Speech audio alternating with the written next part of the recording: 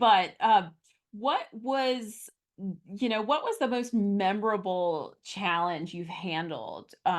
Or just I guess you wouldn't. I mean, we're going to call it a party, not a case or transaction, but that it was so important to have legal counsel on.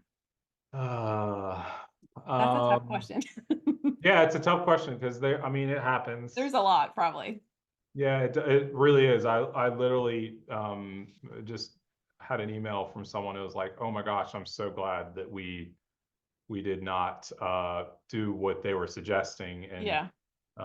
you know, the really good answer to this is um, I've had a couple transactions over the years where people will walk in and they have um, they don't they're selling a piece of property and they just do not have an understanding of whether they own the property or not.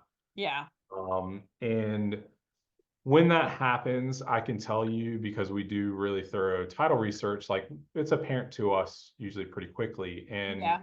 sometimes those folks can be pushy. So Mhm. one that comes to mind, I had happen a couple months ago. I had it was like an investor style transaction. The Mhm. seller was an investor. They had bought the property from someone else. Well, Oh, when they okay. bought the property from someone else, it was a husband and wife that had gotten divorced. Oh. And as part of that divorce proceeding, there was a judgment in the divorce proceeding. Mhm. And basically, one spouse owed the other spouse money. Mm. And that was part of what was ordered. And so that Mhm. judgment in North Carolina attaches to the property that's owned in the state. Yeah. And the investor had bought it. They had bought it using an attorney that didn't catch this judgment in the transaction. And honestly, I understand why the attorney didn't. It wasn't Yeah. very obvious. Yeah. And it was a $30,000 situation where basically there's Well. a $30,000 judgment. My buyer originally was slated to close with the same attorney that had closed it with the first transaction. Mhm. But I had a good relationship with the real estate agent, and the real estate agent said, "This feels funny. I want Joe to close it."